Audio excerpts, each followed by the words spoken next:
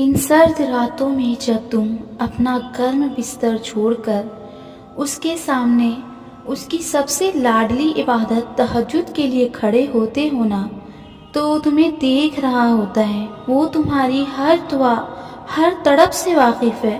تمہارا تہجد میں بہایا گیا ایک ایک آنسو اس کی بارگاہ میں بہت قیمتی ہے۔ وہ تمہیں ان سجدوں کا صلہ ضرور دے گا۔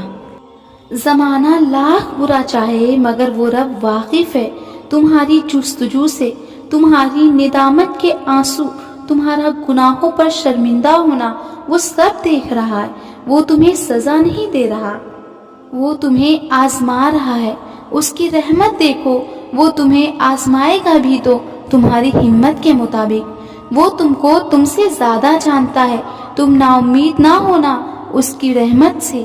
ایک لمحے کے لیے بھی وہ ہر روح کا رب ہے، اور ایک دن تمہاری صبر کی داستان مکمل کر دی جائے گی، ایسے اجر کے ساتھ کہ تم اپنی ہر تکلیف بھول جاؤ گے۔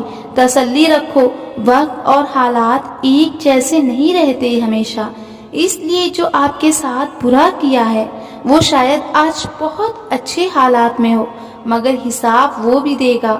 دنیا اور لوگوں کی عدالتیں نا انصافی کر سکتی ہیں، مگر وہ رب نا انصافی نہیں کرتا۔ وہ رحمان ہے، وہ رحیم ہے، مگر جو اس کے بندوں کی دل آزاری کرتا ہے اس کا حساب لیتا ہے۔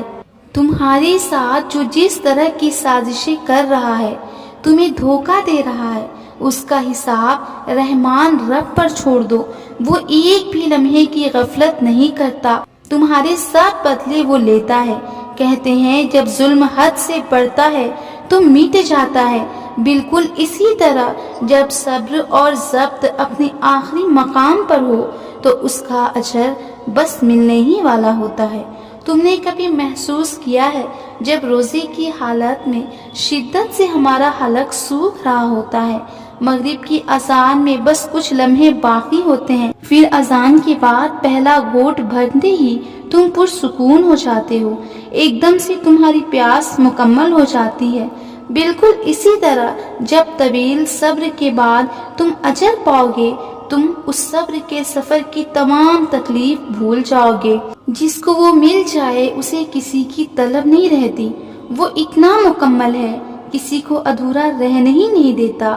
سنو، کسی بھی قیمت پر ہمت نہ ہارنا، دیکھو معجزے ہوتے ہیں۔ تم اگر آسمان کے سب سے چمکدار ستارہ بننا چاہتے ہو تو یہ معجزہ بھی ہوگا، لیکن تمہیں اس معجزے کے لیے اللہ پر یقین رکھنا ہوگا، کیونکہ معجزے کامل یقین رکھنے والوں کے لیے ہوتے ہیں۔ صبر کر لو کہنا آسان ہے، لیکن صبر کے اس مرحلے سے گزرنا بہت مشکل۔ لیکن جب تمہیں یقین ہو کہ جس نے تمہیں اس آزمائش میں ڈالا ہے وہ تمہیں اس آزمائش سے نکالے گا تو خود بخود صبر آنے لگتا ہے۔ اور اگر تمہیں یہ پتہ لگ جائے کہ اس صبر کا کتنا اجر ہے تو تم ساری زندگی صبر کر کے گزار دو گے۔ اللہ امتحان اپنے ان بندوں سے لیتا ہے جس کو وہ اس امتحان سے گزرنے کی طاقت دیتا ہے، اور جو صبر کر جاتے ہیں ان کا انعام بہت بہترین ہوتا ہے۔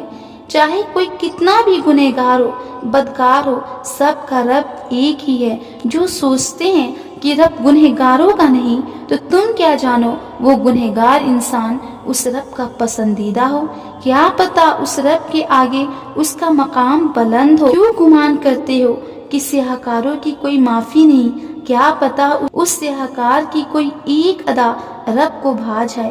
تم دعا مانگو اور وہ قبول نہ ہو، بھلا ایسے کیسے ہو سکتا ہے؟ تم سکون قلب مانگو اور وہ نصیب نہ ہو، بھلا ایسے کیسے ہو سکتا ہے؟ تم مانگو اس رب سے جو بے زبانوں کی بھی سنتا ہے۔ بے فکر ہو جاؤ، اللہ تمہاری دعا ضرور قبول کرے گا۔